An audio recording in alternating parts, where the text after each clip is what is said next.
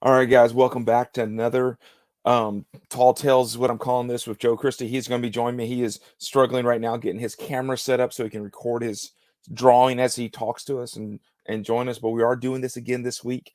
Had a lot of fun last week. I have ditched Whatnot. We are no longer doing that. That was a failed attempt. Whatnot is a great platform. Just can't do YouTube and Whatnot at the same time.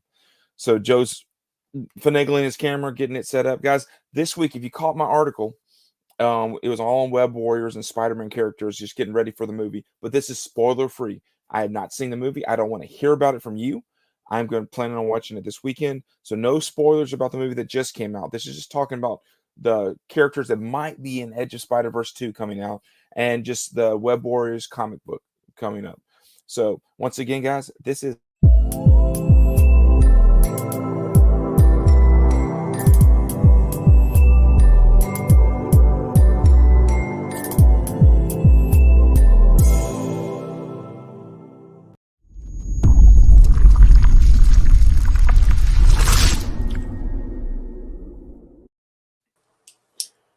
and Joe is here now. He is ready to go.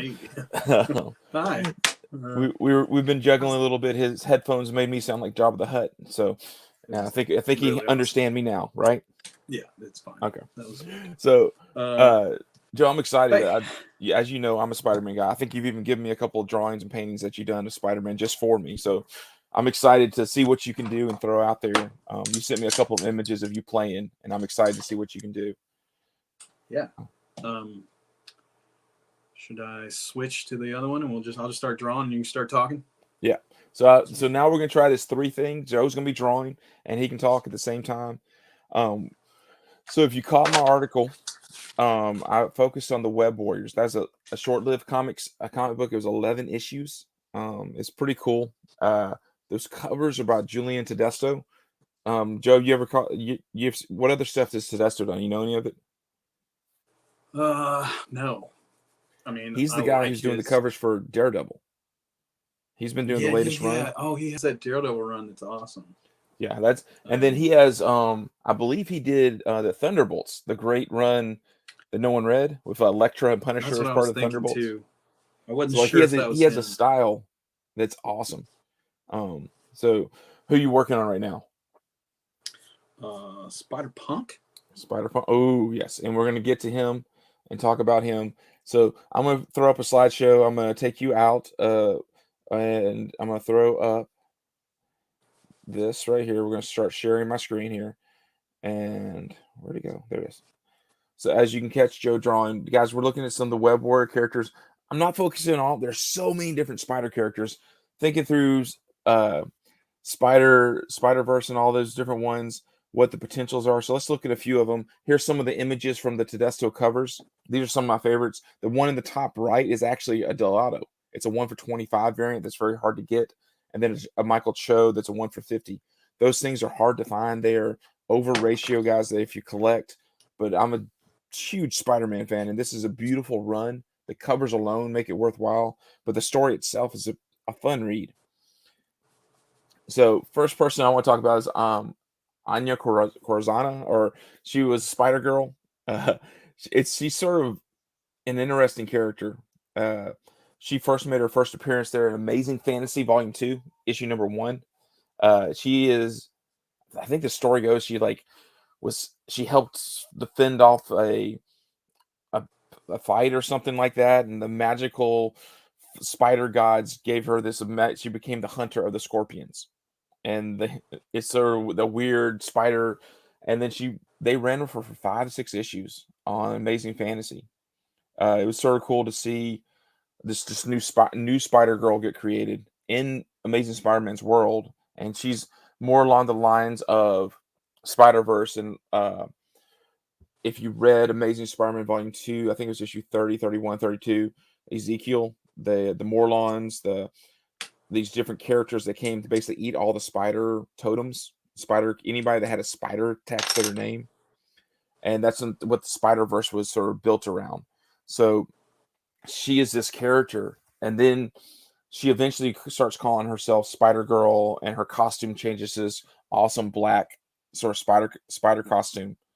And yeah, but her first costume is definitely I guess that'd be late 2000, 2005, 2006. Extra vest for no reason and tennis shoes and everything like that. But sort of, she's a fun character. I actually have a couple of her comics right here with me uh, that that I picked up. This is issue 2, but you get the sort of feel and style of her. Let's jump on and look at the next person. This is India or Spider-Man India. His I name liked is him in that Web Warrior. yeah. He's a trip. He's like this engineer genius in the Web Warriors comic. There's a whole lot of spec on him being in the next Edge of Spider-Verse movie. His name is Pavitar Prakbabar. Basically, it's like the Indian Yeah, version of Peter Parker. Peter Parker. Um, Yeah. and it's an entire different universe. And everything's set in India, and most people are pretty much assuming they go to this world, and he is going to be pulled into the next movie because I think one of the scenes in the trailer that came out is you got this. It looked like India, so a lot of people are believing that's coming out. There's a 4-issue story here, and then he makes his next sort of appearance in the Edge of Spider-Verse story. But this also has a Spider-Man India has it's a variant, but it came out. It's not a store exclusive or incentive, but it's really hard to find. If you go to CBSI and read some of Topher's articles on True First, you'll find it. It's a gorgeous cover. But I like the potential of him. Just a different character. I'm hoping they do him justice and don't try to make him sort of a, I don't know, like a Bollywood accent just to be an Indian accent. Like I don't want him to be what was it, Johnny Quest's sidekick from the cartoons, Tanji or whatever his name. Yeah. I don't want him to be that. I want him to be just a Peter Parker from India type personality. Joe, you have a fan club in here. Everyone's just shouting your name. And Andy's hollering at you for Spider Punk, and Mikey is just shouting for Joe. Also got Mayday Parker. She's one of the first Spider variants that you really got to see.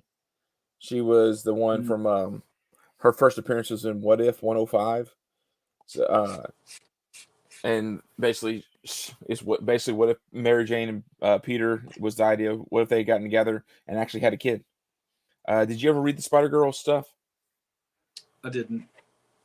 It was actually I don't know how I came across it. Well, when I was teaching at Woodland back in the day, Back in the day. When I was teaching there, I picked up a couple that had little short graphic novels, like not the size of normal trade paperbacks, but like the small versions. And I got a couple of Spider Girl ones and read them. It was just a fun story. I mean, it's basically the teenage girls in the '90s or early 2000s having to live with getting her powers, and what does that look like? But it wasn't half bad. I enjoyed it, and then it got more and more adult as she got older and everything. She eventually ends up having to have Peter is no longer Spider-Man because he hurt his leg, and he is now he turned into Barry Allen from The Flash. He's a CSI for the New York Police Department. But I'm gonna we're gonna pause a little bit right here and throw this up here. Let's see if we can get this up. You're working on your Spider Punk. I like how you're bringing in some color. What are you playing with right now? Oh, this is a very technical tool. It is the Pipsqueak by Crayola. Oh, very nice. So you don't have to have the fancy stuff. You can just use. Yeah, I just use whatever's at hand, you know. That's awesome. Yeah, I like that. Pretty great. So that's pretty cool. We're gonna jump into Spider Punk here in a minute. I'm a big Spider Punk. I like the creation of him, but it's so much fun watching someone do the drawings and figure out how to manipulate stuff that you have sitting around your house. Yeah, he's a mess. This is just warming up, baby. Now here we go. Peter Porker Spider Ham. I remember these when I was little. Like, I don't even.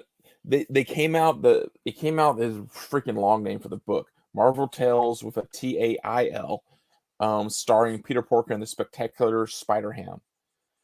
But this came out. You remember Marvel in the early '80s had that Star Comics, which was like their kid version of their comics. So you get Heathcliff and Thundercats and Yeah. but pretty much everything that was a cartoon came out on Star Comics for about 10 to 12 issues. I think Thundercats and probably went the longest. I think it went 20, 25 issues. But this was one of the ones that this only went for maybe 18 issues. I can't quite remember. But it was basically every bad guy in Spider-Man's universe at that time had a animal version of it. It was just sort of fun. That you also got them. They came in Marvel Tales. You could get little side stories. It was really cool. Where like if you looked at the corner box, you'd see a little picture of Spider-Man and Spider-Ham right beside him. And you knew that you had a backup story that was a Spider-Ham story in the back of the issue. And I picked up a bunch of those. That was just sort of a cool little thing. And he of course was already in the movie. The image I'm showing you here is from his new series that came out that I think went 3 or 4. Because then you got a penguin, Spider Gwen, but it's Quing because Spider Gwen is a penguin, and you can see her there in the image. And they spooked on a lot. It's sort of fun. So, yeah, he's one of my favorite Spider-Man of all time. I was reading a little bit of that, and it was like he was a spider that was bitten by a pig, and that cracked me up. It's so stupid. Oh yeah, it's amazing. Like some of the ridiculous stories, and a lot of these spider characters. It's like they all just sort of sat around drinking and said, "What if this happened?" And this guy has spider powers now. I read the first 4 issues of that Web Warriors, and it was like Spider-Ham is he's a little different than in the movie. I feel like a little more like Porky Pig meets Alf. Oh, I like that rub. Yeah, it was.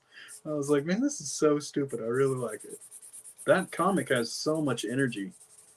It's pretty cartoony, but I really enjoyed just the energy on every page. It is packed. So now they decided, you know what? We need someone from England. And they went with Billy Braddock, which would be like basically Spider-Man's version of Captain Britain, referring back to our last episode of our podcast when we were looking at Marvel UK. They created Billy Braddock as Spider-Man UK, and like the entire world that he comes from is all Britain's superheroes. So like every version of an Avenger is there, or X-Men is there, but they're all UK at the end of their name, and they all somehow have the British flag built into their costumes. So he had a cameo. This is what ever getting his first appearance is going to be near impossible because it's the first appearance of Spider-Gwen, Edge of Spider-Verse 2.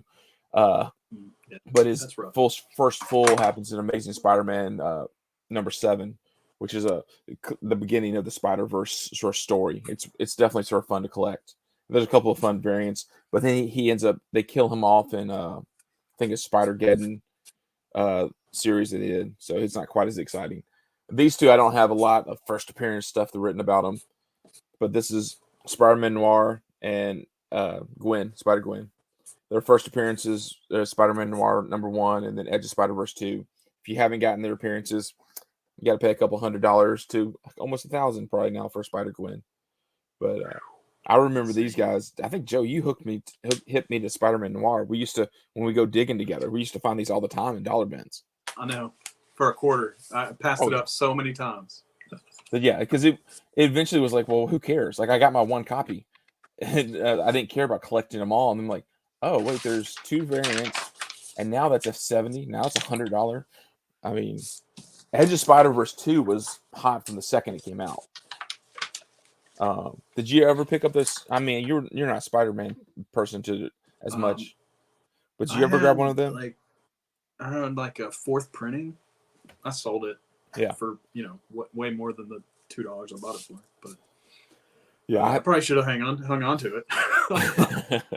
I had a lot of Spider books when I was like, when we were hitting really hard, when we first were getting into it heavy. I had tons of stuff that you and I would just like toss back and forth, and I would be like, oh, well, I'll get this and read it and then take it back or sell to somebody. I had like Silk. I had a couple copies of Silk. Tons of those newer things. I don't have any of them anymore. I've sold them all off. And now I'm like, man, probably should have held on to a couple. It's so tricky to know when to sell, when not to sell, and then like I know you collect as an artist as well, so it's like half the stuff you like as an artist, no one gives a fuck about. Oh yeah, it's not worth a thing. So, but it's still amazing, and I still do because of our friendship. Like I collect some of that stuff too. I'm like, oh, I love that, but I have a box of I love that's that aren't worth anything. Like, and you eventually get that space of going, okay, which is more important, the money I could make off a book or the things. I mean, shoot, I wrote this is not worth anything. I pretty much picked it up to show off for the one show that we're doing right now. But Right. like the Edge of Spider-Verse, mine, I think I bought the fifth print off the rack, and then through eBay, I thought I was paying too much money. I paid $15 for a lot that had the issue in it. I'm like, oh, now that's a $500 book. I paid Right. $15 for it. Now, granted, that was a year after the book came out, and way before a movie was a definite. But no, I Yeah, like her as a I thought character. I paid a lot for my first appearance of Miles Morales when I paid $12 for it. And that wasn't that long ago, That Yeah, was like just a little bit before the pandemic hit, and then that book went through the roof. yeah. I mean, like I kick myself. I think I saw one at one of our local stores for 100, and I just nope, not gonna do it. Then the pandemic hit, and all of a sudden that book went, my UF4 went through the roof because I was like, oh, I got the second print. I texted you because I looked it up on a whim, and I was like, "Mesh, what happened to the world?" Because it was suddenly like a $300 book, and Oh I yeah, was like, "Where did that and happen so it's no fast?" longer. It's not even. It's suddenly a $1,000 book. It's in like it reached. I think the one for 25 variant for that one hit close to two grand, maybe three at one point. Now, I mean, as more and more 9.8s hit the market, that's definitely gone. Right, It's like, okay, wait a minute, it's not worth, but no one's gonna sell it for less than what they paid for it. Why not hold on to it? right. Do you have that one for 25? I do not. I've heard through the grapevine rumors that it was a showed up in Five Below packets for a long time because no one cared Oh back then. man. So just like the Walmart packs, it showed up in the Five Below. You had the same sort of packs. Right. Um, but jumping back in, this is a fun character that I don't know. I think you know how Batman has those animated movies that are just fun, like Yep. Gotham by Gaslight and some of those ones. I would love to see Yeah. something made with a Spider Lady. Like she's just a Yeah. fun steampunk-esque character. Um, I think her name is Maybelle Riley. So but just I can't. I love. I mean, you and I both sort of have that. We like industrial. Yeah. So like the metal and like the fun that you could have with designing that. Um, I think there's potential there, and she has a good run. She has more of a story in the Web Warriors, and that and it picks up around. I don't know how you said you get read through issue 4. Had she showed up yet? Yeah. Yeah. She's I guess her first appearance is in the first one, and then she periodically jumps back in and becomes pretty big by the third one, I think. Yeah. So, all right, I'm gonna do one more little sketch, and then I'm gonna paint, I think. Ooh, So that's gonna be sort of fun. So yeah, and this is Spider Punk. Spider Punk is Hobart Brown. So basically he is would have been Peter Parker's buddy, but he's just the entire world is like what if punk scene England had been a world back in the days of what was it Sex Pistols and all those people those bands that were out, and he's like F the man, you can't destroy it. And like when you every time he shows up, it's like me against the world and everything like that. He's a fun character. I really do hope he shows up in the movie just because I think a lot of people have really liked him. Um, yeah, and I think his other name is like Anarchist Spider-Man and just fun names that go with him. Uh, so I would be interested to see. I'd love to see him do a little mini arc of his actual story or whatever. So yeah, those are the main Spider characters. I got a couple more covers that are just more of the Tedesco. I love this one, the Spider Ham one.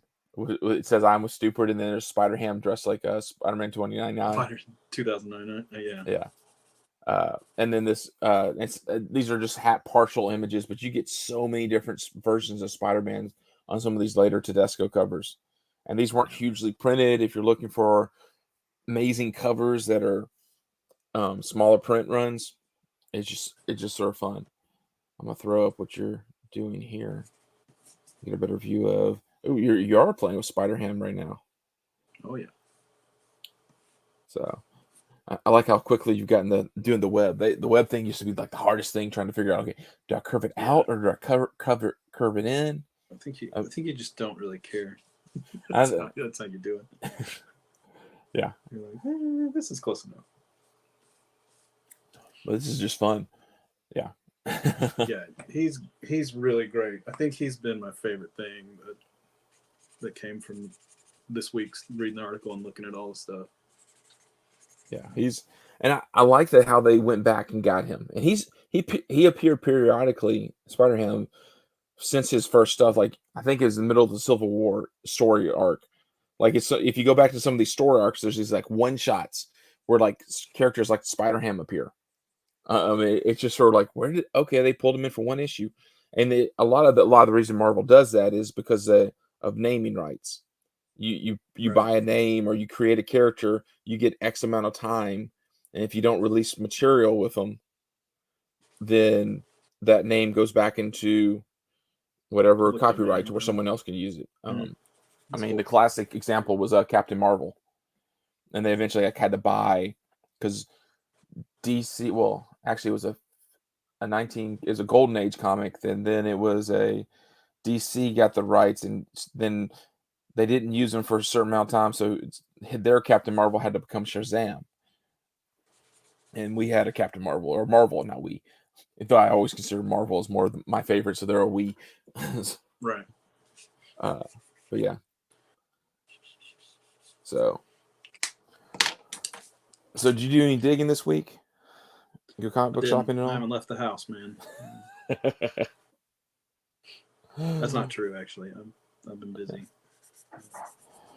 So I did a little digging. I hit a couple of spots. You saw a couple of my books. It was fun going out. It's interesting to see what stores, when you go shopping, like what stores miss and what they and sometimes just the stuff that I might know or you might know and what you might consider important. Like I pulled books that are worth absolutely nothing, but I'm super excited. Like I mean, because I was thinking Spider-Man's on the brain, so I grabbed a Superior Octopus #1.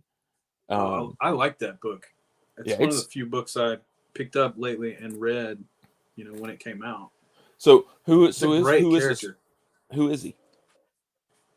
Oh, have you not read it? No, I have. I was just letting you talk about it. Well, it's Doc Ock, right? It's a clone. So like the Spider-Man story. So like at the end of issue 700 or 699, 700, Doc Ock takes his brain and puts it into his essence into Peter Parker, and Peter Parker's sort of lost in this sort of limbo zone, and that creates Superior Spider-Man. So Doc Ock becomes Superior Spider-Man, and Spider-Man stops its issues for I think 28 issues, based on almost 2 years. There isn't a Spider-Man book. At the same time, that's when Miles Morales took off. So like that sort of in both the Ultimate Spider, there wasn't for a time period there wasn't a Peter Parker Spider-Man. You had Superior, even though he was named Peter Parker, he was not. He had Doc Ock's brain, and it was actually really good. If you haven't read it yet, the Superior Spider-Man's a really good run. And then as that's ending, they must have already been thinking about Edge of Spider-Verse because issue 7 when Spider-Man wins the battle for his brain again or whatever. Spider-Man, yeah, it's when you start trying to explain these things, like okay, no wonder no one likes people that like comics. That's why last week was so hard. Like, oh yeah, the fashion police are going to get motor mouth. It was a deep web, man. But yeah, so eventually Doc Ock is lets Spider-Man over, and he realizes it, and then he gets sucked into the Spider-Verse, and it's a younger, older version of him, and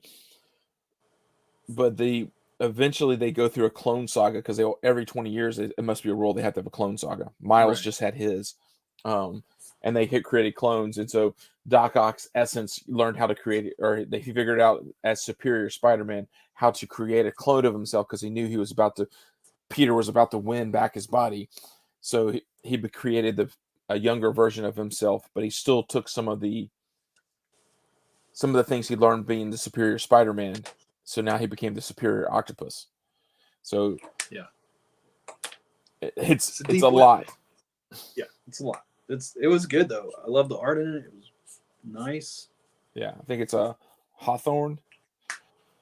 Mike Hawthorne. Is that his name? Hawthorne. He's pretty good. Yeah. No, I think I'm warm. So yeah, they did some pretty cool. Yeah, I like that series a lot. It leads right into Spider-Geddon. And so they keep coming back to the well for the verses, Spider-Verses, and everything.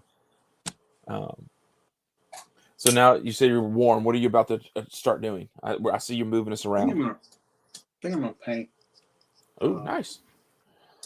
We'll see. So I may have to make this one go away, but I don't know. That's also the one I'm talking on. So. Well, you can turn the camera off and just leave yourself there to where we can hear you. Okay, yeah, let's do that. I'm glad you know how this stuff works. So yeah. All right. So while he's getting set up here, guys, one of the cool things I'm going to start trying to do is if you know who I am, I'm Chris Nelms. I write for CBSI, and let's see. Oops, remove the wrong one. I write for CBSI, and what I end up doing is I do a new comic book day pull list. And I went through today, and I looked at some of the books that'll be coming up next week that are worth chasing down. And Joe, I got a couple of books for you that I think you're going to like. And I'll throw them up here on the screen. First one is one that we talked about last week, actually. And so on the first one we're going to look at here, guys, while Joe is getting set up, is Batman One Dark Knight. So, Joe, I know you were excited about this one. So talk to me about why are you excited about this one? Well, Jock is probably one of my favorite Batman artists, if not, he and Frank Miller. So if you don't know Jock, his famous cover for Batman, though he's done amazing all the way around, was Detective Comics 880. That Joker cover that nothing of significance happens in the book, but just because of how freaking amazing the book cover is a $200 book. Yeah. So that's Jock. Yeah, that whole run, that Black Mirror run, is great covers, actually, and a great storyline. So because I love Jock, this is actually a rare occasion because he's writing it and illustrating it. I think he's doing everything but lettering it. So wow, that's a lot. Yeah, and I follow him on everything, and the pages are like triple the size of a normal page. He's gone all out on this. And the premise is basically there's a power outage in Gotham, so everything goes black, and he's got to escort this, I guess, parolee or criminal from one place to the next, and all hell breaks loose. So it looks great. I can't wait. Yeah, it looks 3 issues. Mm-hmm. I think it's the oversized black label. I'm not sure I love that, but for this, it's good. Yeah, that Cliff Chang cover is awesome too. Yeah, I'm not the first two covers you guys see here. The first one is the Jock cover. It's on the left. The middle one's a Cliff Chang. Both of those are just an A and B cover. Then you get to the one on the third one is actually the one for $25. I'm not sure if I was a big fan, but it is a all black cover minus the eyes. So if you're a 9/8 person grader and you think of value, that's going to be near impossible to get as a 9/8 because it's an all black cover. Not that the issue 1 of the regular cover, and these are magazine size, so the black label while sometimes can be a really good thing, it just they're awkward sizes to store. You have to have a magazine comic book box. You have to buy bags and boards for magazines. I'm excited about this. I haven't been picking up Batman, but Joe got me hooked on Jock. I love Jock's stuff. I pick up pretty much anything he does. And then I like the Cliff Chang. Almost, I might actually like it better. Yeah. Did you pick up his Catwoman? I did not. It's great. Though that's actually that's out right. It comes out the third issue of it comes out this week. I don't have it highlighted here, but there's a really great incentive cover that comes out for it. Yeah, it's a good. I mean, I've only read the first issue, but I really enjoyed it. It's Paper Girls is his Wonder Woman is what made me know that he existed. Oh yeah, that Wonder was it first 40 issues? No, yeah, something crazy. 30 issues, I think. Yeah, Paper Girls really solidified my. And if it ever gets made, say that again. If Paper Girls it got optioned. If it ever actually gets made into a show, it feels like it's Stranger Things with a little time travel. Right. Yeah, it's such a good read, and it's the fact it's only 30 issues is so nice. You can pick it all up. Yeah. So, have you heard about this one coming out this week?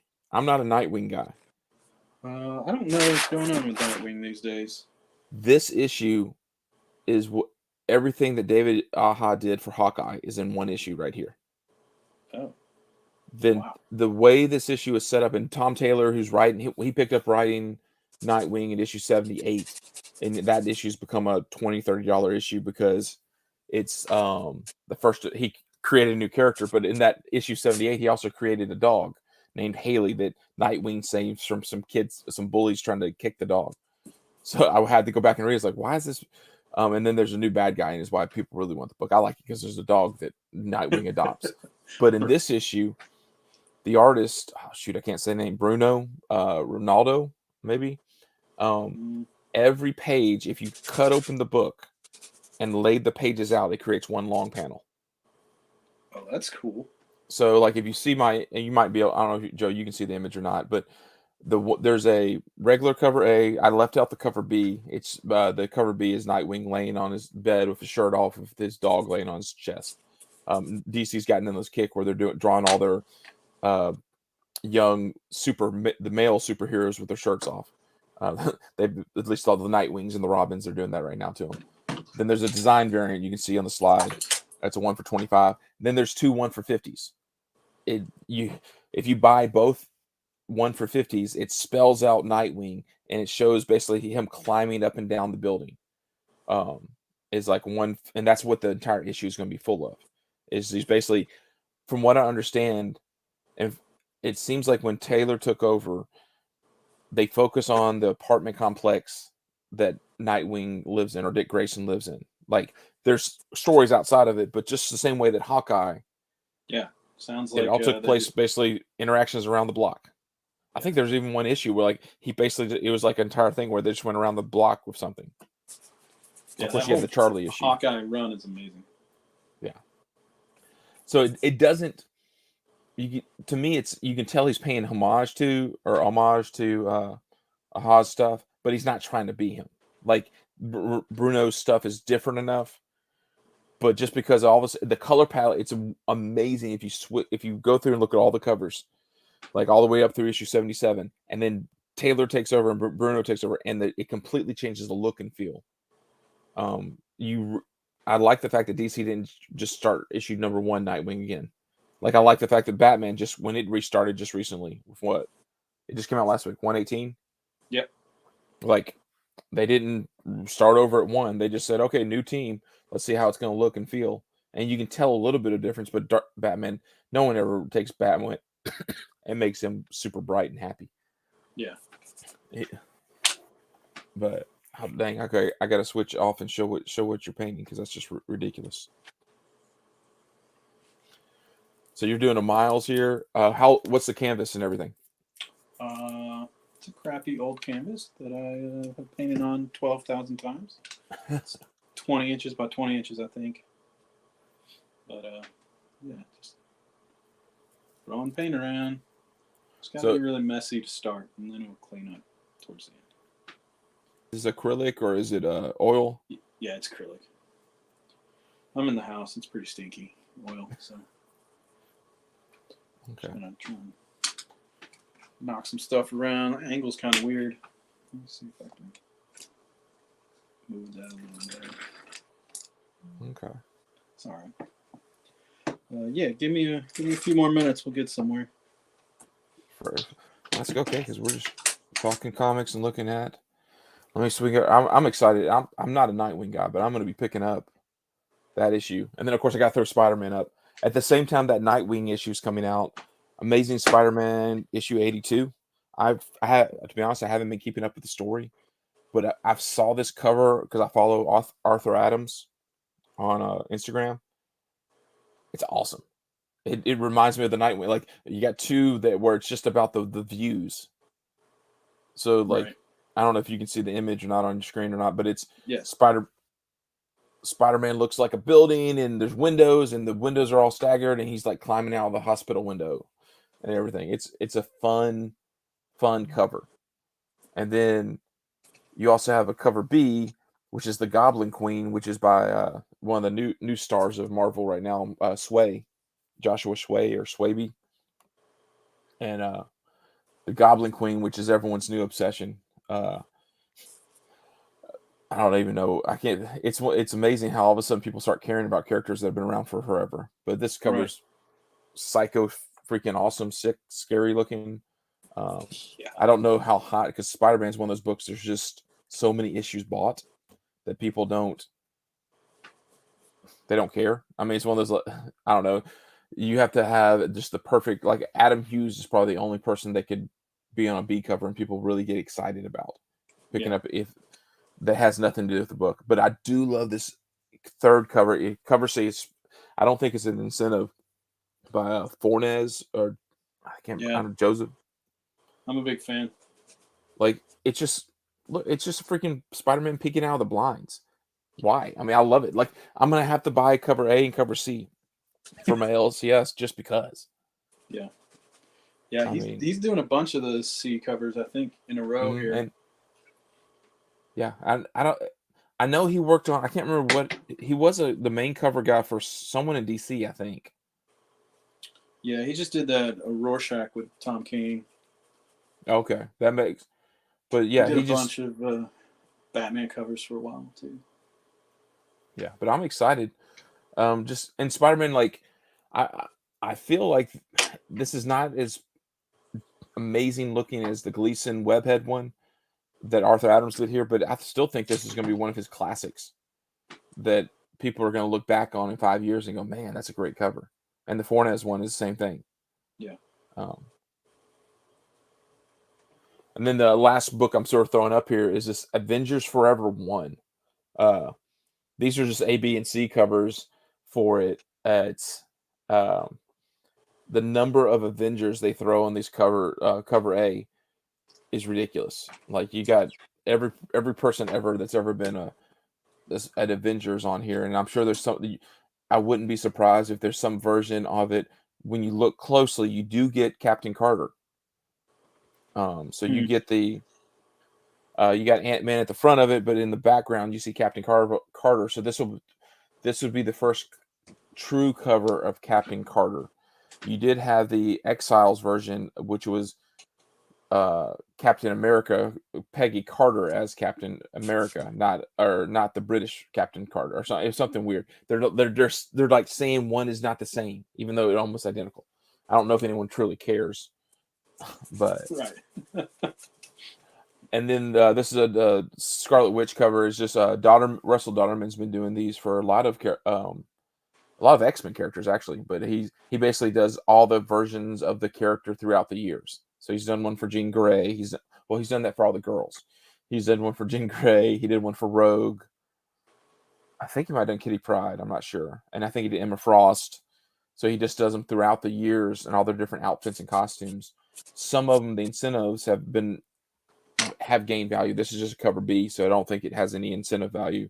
And then I do like this all red cover, and you get Red Hulk, Wonder Man, U.S. Agent Miles, and Silk, and Scarlet Witch, and an Iron Man Hulk. I think that actually looks like Iron Man Thor. Hammer, the What If story that came out 2 years ago. But then you do get some incentives, and this is where I get excited. This old school homage cover to Avengers 1, but it's the girl version of Loki. It's Riri and She-Hulk and the Jane Foster as Thor, which were all the original. It's all the girl versions of what happened on Avengers 1. And this is a 1 for 25. I could see this cover becoming one of those in a couple of years because all these characters are coming to the MCU. Right. So getting a cover, I don't know. It's weird playing the spec gaming. I know you don't play it as far as anticipating. You usually just, hey, if I find it cheap, I can turn around and sell it. And that's usually what I do. If I find a book that I know is worth $10 and I find it for $1, then I'm gonna sell it. But and then you also have the 1 for 50, or maybe it's 1 for 100, sort of hidden gem, and you get some of the classic characters, but some of the characters that people have forgotten about. And I like looking at it, trying to go, who is that character there? Which one is that? But yeah. But man, okay, I see you've moved along on your painting, and you got it a little further. Yeah, we're getting there now. So you block it out when you go? Yeah. I mean, there's no right way to paint, really, but I'm just messing around. Yeah. I just tried to put them in there and then probably paint some of them out and then put it back in, So Z Smith says, I miss art club as well. Mr. Christy fueled my creativity for 2 years. I knew him and I miss him those days. What's up, Zach? Yeah. And then you have, man, you're the popular one here. No one seems to care about me. Everyone's signing up to watch you paint, and I understand why. But But yeah. So you're working on your miles. Is this, I know you worked on it a little bit earlier this week and did one. Are you just painting over the one you had? No, it's a different one. Okay. Just I'm I like to be prepared for what I'm going to do. So wait, I'm the complete opposite. I completely make up things when I show up. Yeah, here's the other one. It turned out pretty good. Oh yeah. Is that done on canvas as well? No, it's on a piece of wood. Okay. I was like, that didn't look like canvas, but I wasn't sure. Sometimes you painted so many times on a piece that it. Yeah. No, that one's on a piece of wood. That'll probably make its way to your house eventually. Oh, I'm not gonna complain. But okay. So that's awesome. I love watching you work. So I know those of you that are watching, I know people are gonna be watching in the future. This a sort of conglomerate of different things that we Andy says Joe doesn't work on canvas, only on cereal boxes. Shut up, Andy. That's kind of true though. I've been known to do a cereal box here and there. But all right, guys. So as Joe's working, I'm gonna throw the cameras back up so you can sort of see as he's working here and there.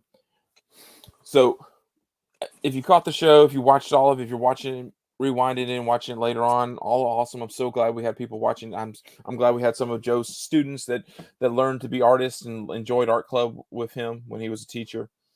Joe's getting into dabbling more and more in the art world and doing a little bit of playing with Kickstarters and playing with some different things, and got lots of stuff and is working towards different things. But he's also he's the guy who got me into comics. Back into comics, I guess, and then I've gone off the deep end and learned way too much about random things that no one seems to care about. But hopefully, you guys that are watching this every week. What you're going to get is you're going to get something like this, where Joe's going to be drawing. I'm going to be doing a lot of talking. We're going to be looking at my past article, whatever I drop on. If you go to comicbookinvest.com, if you watch the video. Or not video. If you watch the video, you like what we saw, you want to see what I wrote about the stuff, comicbookinvest.com, you can actually see my Web Warrior article. This upcoming one, I've already started working on it. It's not completed yet, but I'm actually going and looking at Saga. And Joe and I are going to talk about Saga. We're going to look at Saga next week. Date, it might not be Thursday. It could be Thursday. We got to figure out when our holiday stuff happens. But we're going to look at Saga, and Joe's going to be drawing and thinking through some of the amazing stuff that Fiona Staples drew. as always, if you like what you saw here, you like what he's doing with the Spider-Man stuff and the Spider-Hams and different things, you can go to his Instagram. If you follow me on Instagram, if you follow him on Instagram, is it Joseph B. Christy? Oh, hold on. Is it Joseph B. Christy? Yes, sir. Yeah. So if you go to at Joseph B. Christy or Bear C Digital is his other Instagram handle, or at SOTOY SOT Toys, yeah. I'm all over the place. And that's where Joe dabbles in a little bit of everything. He actually, do you have any of your toys there beside you? Don't. Joe likes to remake and take. Oh, he I takes do, toys and redesigns them. I guess is what's the official name for it? What you do, Joe, on the side? Here is a R2 that got a body. Like half Stormtrooper, half R2D2, half something else. And then here's like a half IG-88, half Grievous, half Pit Droid. I don't know what the top is, but yeah, those. Yeah. Those are, so he takes here, lying here. But all those different things that he designs, he takes stuff that he takes an idea and designs it. But he's an artist, and if you like what you see, reach out to him through Instagram. See, hey man, I love that. Is it available? Can I buy it? Any of that type of stuff, you're welcome to do that. Or just hey, like his stuff, follow him. He's throwing up his art that he's working on regularly, from his sketches to his toys, and you have to follow all three to get the full thing. His toy side is different than his painting side. Joseph B. Christy is his sketching and drawing. Bear C Digital is his digital stuff that he does through his iPads and Procreate and stuff like that. And as always, you can follow me at 3 Comic Talk on Instagram. I write articles for CBSI, comicbookinvest.com. You can see all the great stuff that we put out, all the different things. If you're into comics, and especially if you like knowing random useless facts that are amazing, then you got to follow this out. You got to go and check out what we're doing. But thank you guys. Thank you guys for being here. Thank you for watching. I'm loving watching him work a little bit. We'll leave Joe up there a little bit longer so you can see him working on his Spider-Man there as he's getting his miles on. And the finished one, when he's done with it, he will throw it up on Instagram so you can see it. If you like it, reach out to him. But yeah, the custom figures that Joe does. Go through his Instagram, check out So Toys, and check out his Instagram and see what he's doing there. He's done, especially he digs into Star Wars big time. He's done some freaking awesome. Actually, I have one of his customs right here. I can show you. The Moon Knight. Oh, the Moon Knight is, yeah. So here's one of his customs. He did a Moon Knight, or Kanushu, or whatever. I think that's if you read Moon Knight, the Warren Ellis series, so that design, or if you go to the next one. But yeah, I was so when he did that, I texted him, was like, okay, I want that. How can I get that? So I traded him like an entire box full of toys for that one. You did. Which all turned into other toys. I'm like Sid from Toy Story. Just cut stuff up. It's not good. But you don't set them off with fireworks, I don't think, anymore. But no, not very often. But all right, let's see. So, guys, thanks for watching. Thanks for listening. Check us out next week. As always, follow us on Instagram. If you like the video, go back, like it on YouTube. Just tell us what you think. Leave comments. Ooh, I like the little texture you're giving it here. Playing with it. So, thanks, guys. See ya.